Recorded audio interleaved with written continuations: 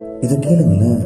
உங்கள் பொக்கிஷம் எங்கே இருக்கிறதோ அங்கே உங்கள் இருதயமும் இருக்கும். எனக்கு பிரியமானவர்களே, நம்முடைய பொக்கிஷம் பரலோகத்திற்குரியவதாக காணப்பட வேண்டும்.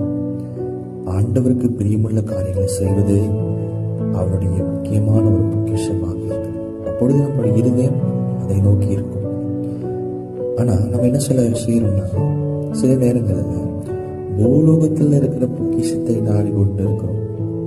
எவைகள்? அதுல பணத்து மேல, பொருள் மேல ஆசைகள் வைப்பது, மனிதர்கள் மேல ஆசை வைப்பது ஒரு பொக்கிஷமாக நம்ம பார்த்து கொண்டிருக்கிறோம். அங்கே நம்மளுடைய இருதயம் அதை நோக்கி இருக்கும். இதனால் நம் பரலோகத்துக்குரிய ஆசீர்வாதத்தை இழந்துவிடும். மீண்டும் ஒரு விஷயத்தை படிப்போமா?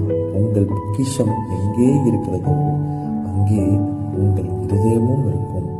God bless you.